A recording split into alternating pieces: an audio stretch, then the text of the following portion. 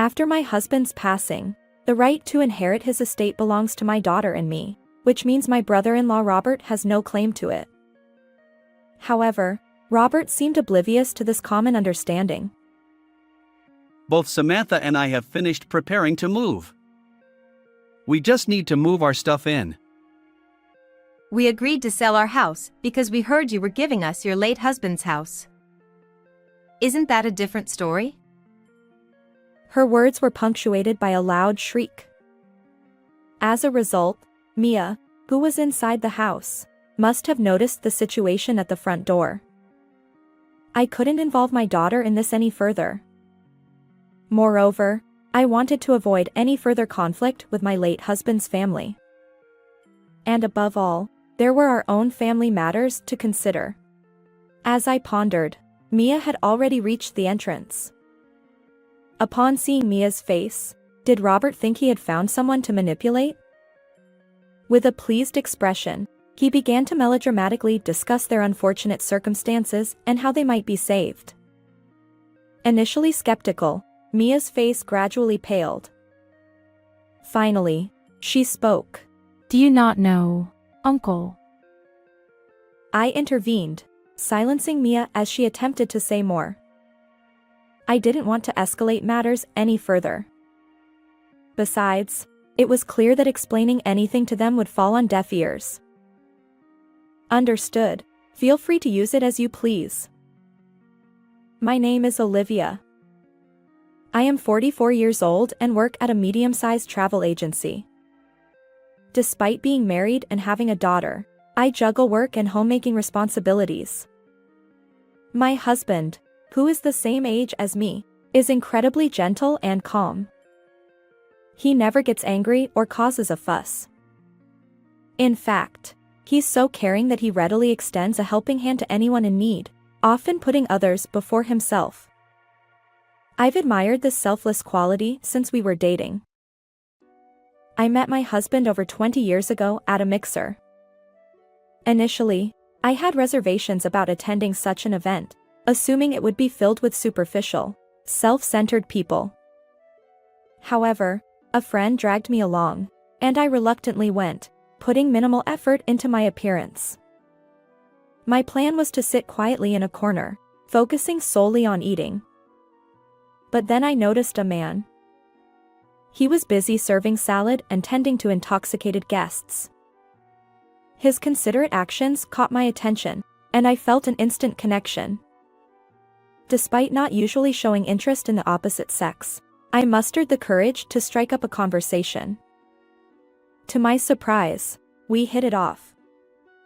He willingly exchanged contact information, and we arranged to meet again. Even during that brief mixer, his kindness shone through. When we met afterward, he remained just as genuine as my initial impression. Thanks to the encouragement from those around us, we eventually got engaged and happily tied the knot. Unlike the typical cautionary tales, my husband didn't transform into a mean-spirited man after marriage. Instead, our life together has been remarkably peaceful. My husband and I soon welcomed our daughter, Mia, into the world. She was the most adorable child, born from our deep love. My husband, too, was elated by our firstborn. His usual friendly smile grew even brighter, and he seemed almost ready to dance with joy. Since I returned to work relatively quickly, we shared household chores and parenting responsibilities. We respected each other's roles, and our parenting journey progressed smoothly. Marriage and raising a child are both challenging endeavors. However, my husband's kindness repeatedly saved me. Thanks to him, we have enjoyed peaceful days as a family of 3 since Mia's birth. Even our adorable daughter, Mia, has turned 20 this year. Perhaps I'm a doting parent, but I believe Mia has grown into a kind-hearted woman, much like her father. She treats her classmates in middle and high school equally, impresses her teachers, and even strikes up conversations with elderly people she encounters on the street. Her excessive kindness, reminiscent of her father, does worry me at times. However, So far, she has navigated life without any major issues and continues attending university. Although Mia still commutes from home to university, I know that in a few more years, she'll be ready to stand on her own. I assumed our life would continue as usual, just the two of us, after her coming-of-age ceremony went smoothly. But then, at the end of January, a significant event shook our family. Hey! Honey! What's wrong? My husband collapsed suddenly at the front door just before leaving for work. I had sensed that he wasn't feeling well today, but I never expected it to be this serious. He had mentioned feeling slightly short of breath earlier, but otherwise, he seemed like his usual self. I was in the midst of preparing breakfast as usual, getting ready for work. In my confusion, I quickly called an ambulance and accompanied him to the hospital. They diagnosed him with a heart attack. Why? How could this happen? Honey. My words were a jumble, and I might have even screamed. Mia, who had been away overnight, rushed over, breathless. Dad. In the cold hospital corridor, Mia and I sat on a sofa, desperately praying for my husband's safety. The doctors did their best, but unfortunately, he peacefully passed away, leaving us behind. When the doctor emerged from the treatment room with a somber expression, I felt overwhelming despair. Don't leave us. Mia continued to stroke my back as I sobbed in the hospital room. Her warm touch thawed my frozen spine. Mom. I'm here for you. Her voice is as gentle as her late father's. Even as an adult, I always thought of my child as forever my child. However, witnessing her comforting gestures, even when she must be grieving herself, made me realize how much my daughter has grown. Perhaps Mia's unwavering support played a role in helping me transition my feelings, even if just a little. Thanks to Mia, I managed to arrange the funeral smoothly. During the funeral, I received words of comfort and sympathy from my husband's relatives. Grateful for each one, I continued with the farewell ceremony. Although it was emotionally challenging, Mia and the support of those around me helped me get through it. Not only Mia and my husband's relatives, but my own parents also expressed concern during the difficult funeral. They suggested that I temporarily return to their home for care and comfort. While it might seem unconventional to say this in such circumstances, considering my emotional state, they believed it would bring peace of mind to both Mia and me. However, having been married and away from my parents' home for over 20 years, I needed a little more time to think. So, I declined their proposal, and just like that, I found myself in the position of a widow. The term a widow sometimes carries an image of financial instability.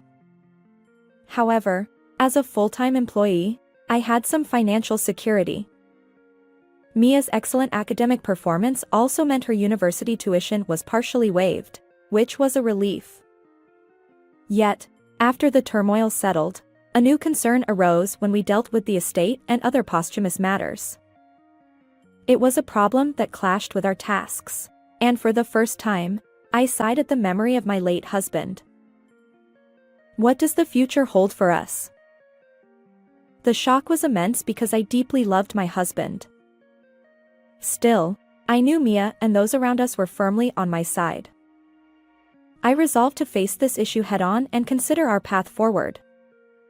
With that determination, approximately 2 months have passed since that day.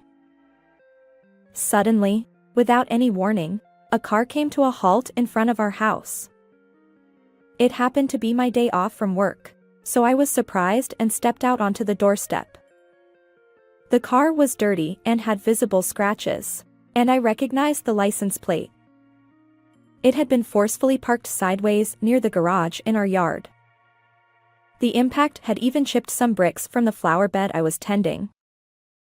Clearly, the driver had entered at quite a speed, maneuvering into the spot. Robert, what on earth brings you here?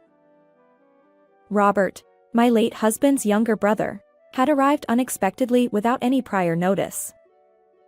His long, weathered blonde hair seemed even more faded than during the funeral. I hadn't noticed earlier, as he had been dressed plainly, but now he was wearing a worn-out t-shirt as his everyday clothing. As he stepped out of the car, he blurted out, "I'm taking over this house. Pack your things and leave immediately." I couldn't fathom what he was saying. This house was jointly built with our savings after my husband and I got married. It wasn't Robert's family home. Moreover, Robert had never lived here, having been independent when I married. Except for family events, we rarely interacted with each other. Additionally, due to my husband's passing, the inheritance rights didn't extend to Robert, given my daughter and me. However, common sense seemed to elude Robert entirely. Mia is his daughter, so it's fine. I, as his biological brother, have a rightful claim over this house, even more so than you, who are not blood related to him. Robert proceeded to explain his current situation. Apparently, he was burdened with excessive debt and had to sell his own home. He claimed that, as the brother, he should rightfully inherit a portion of his late brother's estate. At that moment, I recalled something. Robert had a penchant for gambling, a fact that my gentle husband had expressed concern about Robert seeking assistance from the family. During the funeral, I was too distraught to pay attention, but now it all came back to me. There was an incident during a family gathering at our in-laws' house. It was the day after a family event at my in-laws, where only my husband had returned. Amidst the gathering of relatives, it seems Robert shamelessly asked for money from not only his parents but also my husband, who is Robert's brother and relatives. My husband, who typically refrains from speaking ill of others, surprised me by making such a statement. I remember feeling somewhat apprehensive about what kind of person Robert, the brother-in-law who could prompt my husband to say this, truly was. Robert's character was starkly different from my husband's warm-hearted and generous nature. Perhaps it stemmed from their upbringing. My husband, the eldest son, had been raised strictly, while Robert, who was frail as a child, hadn't faced much discipline or scolding. Although my in-laws didn't intentionally create differences, perhaps due to these contrasting experiences, Robert has grown into an adult who struggles to discipline himself. The older ladies in the extended family have expressed similar sentiments. Now, this very Robert is advancing toward me with a menacing expression.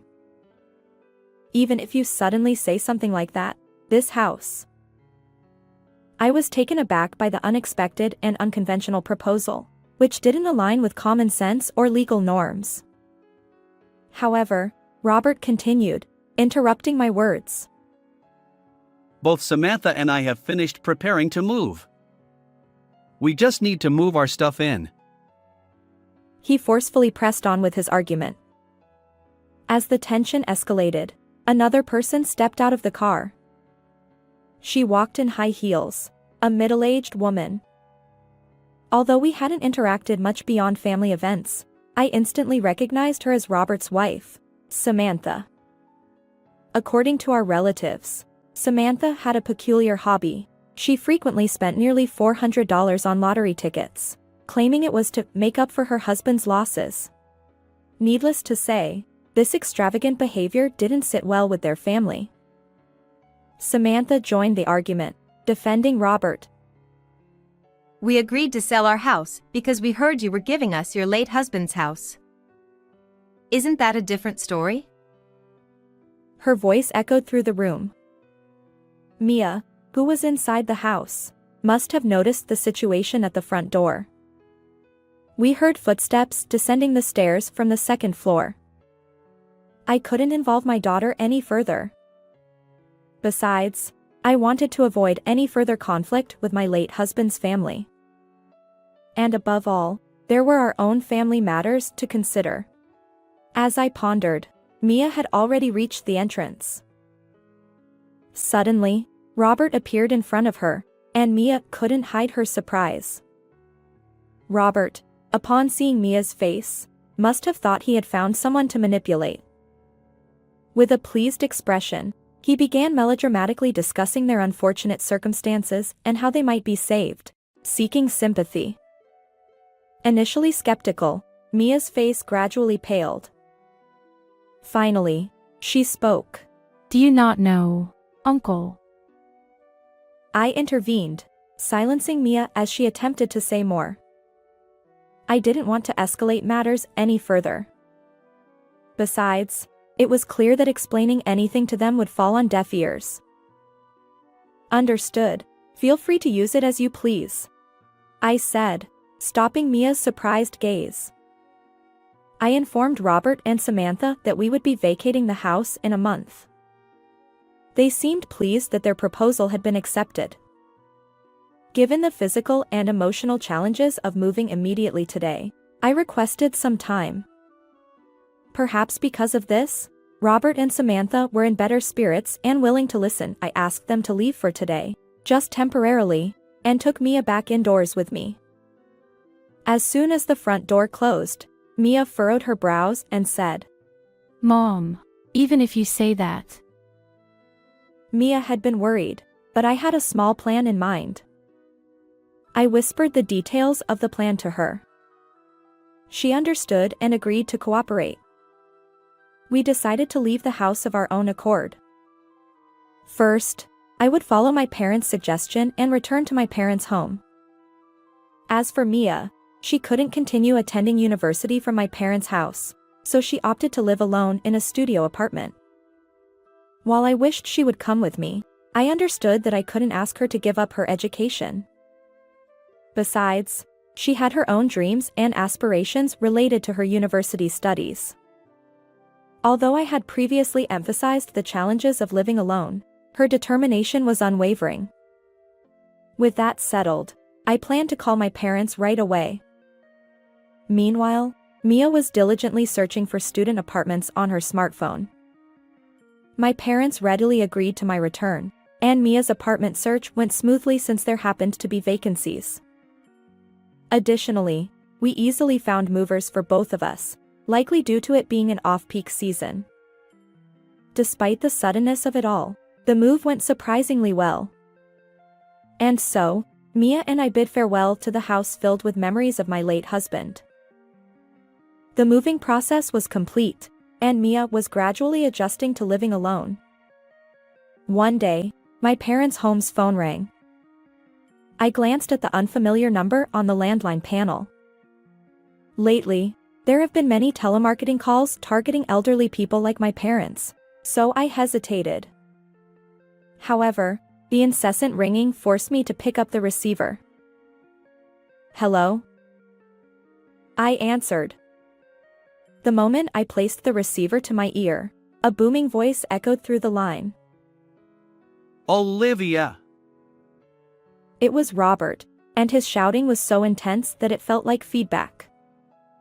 His angry voice was familiar, and I listened as he continued. You know what they told me? That if I kept living in your house, they'd call the police. What's going on? Robert sounded frantic. He seemed utterly confused, so I tried to calm him down before asking for the details. According to Robert, after we moved out, he and Samantha had indeed moved into our former home as planned.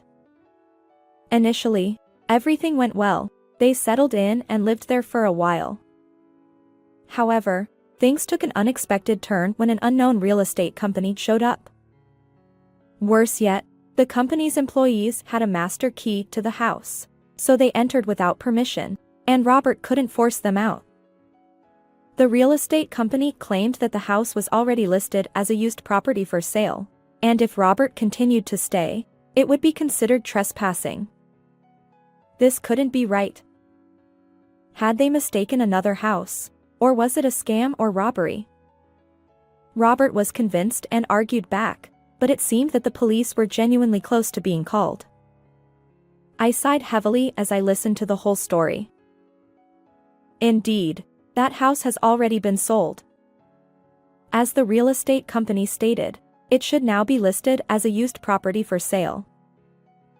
Robert seemed stunned by my words, and I could hear Samantha's voice in the background, exclaiming her confusion. Robert shouted again. What are you talking about? I wasn't lying. Without a doubt, I had sold that house. Moreover, the transfer of ownership had already been completed just before Robert and Samantha visited. The issue that came to light after my husband's death was related to his own death.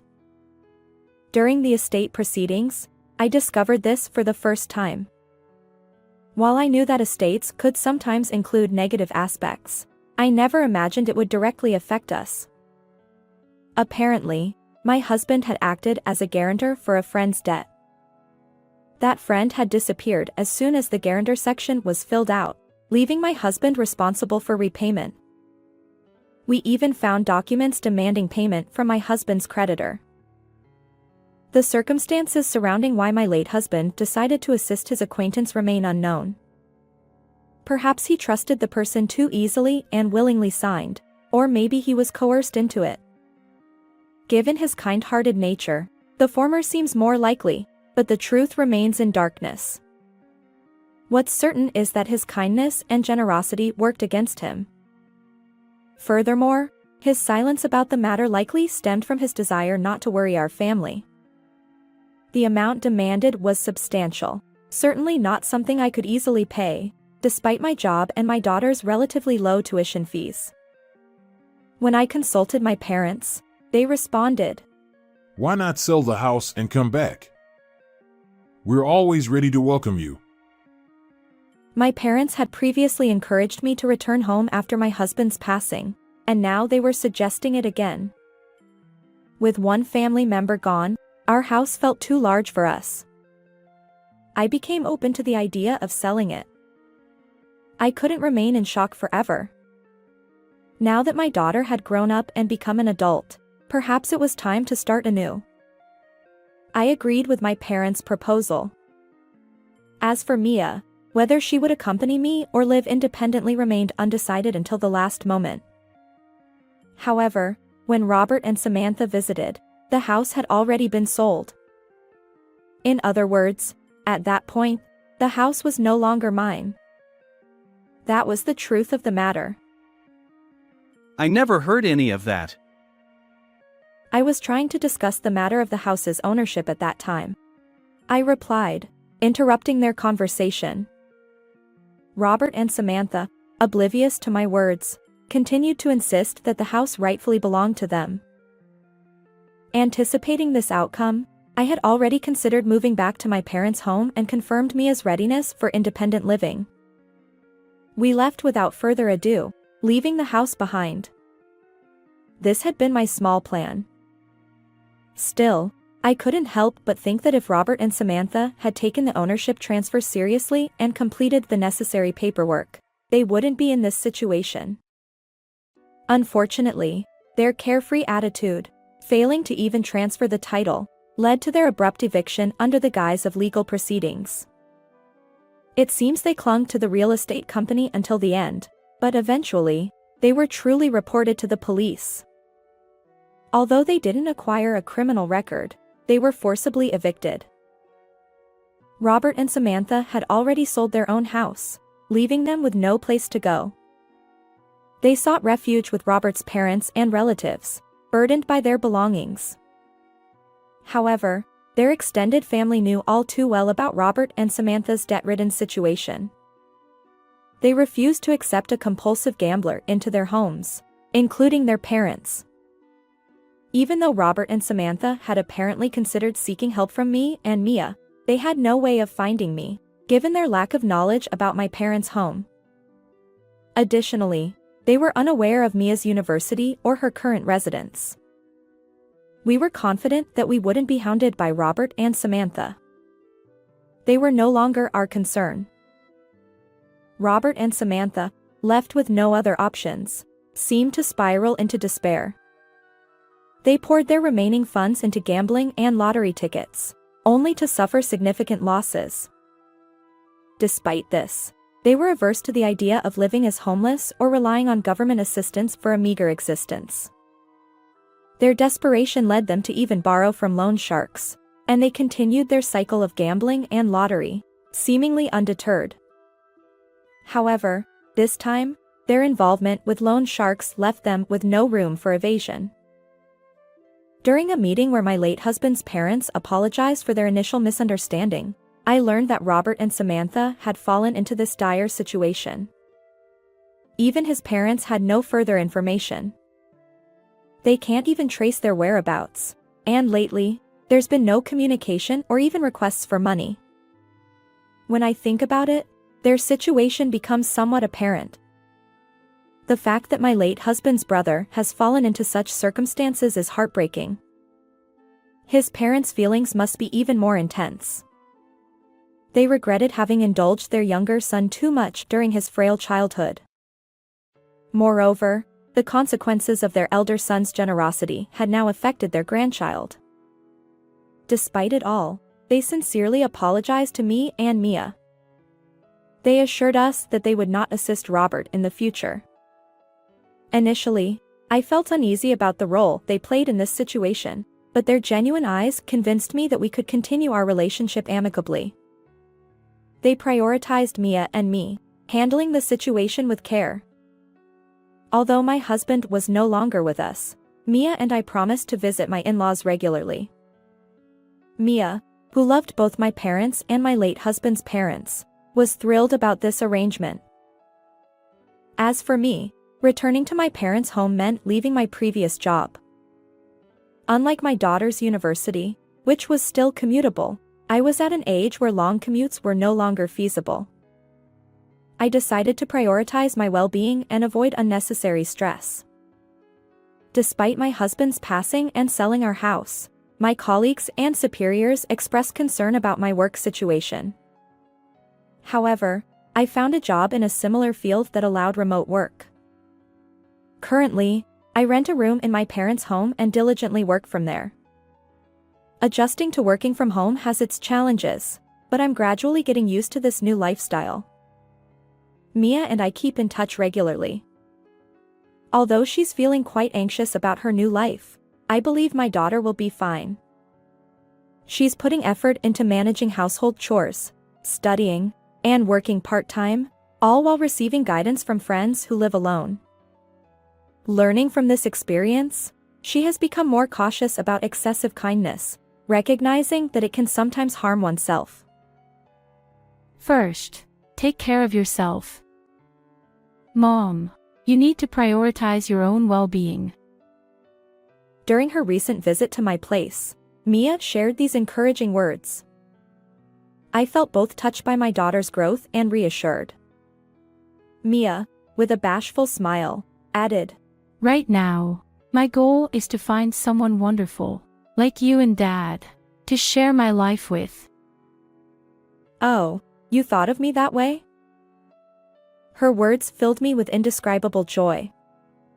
We exchanged smiles, mother and daughter. Although I know I'll face more challenges ahead, I'm determined to live strongly with the help of Mia, my parents, and the people around me. I want to create a beautiful life, one that my late husband would be proud of. How did you find this story? If you enjoyed it, consider subscribing to our channel. Until next time.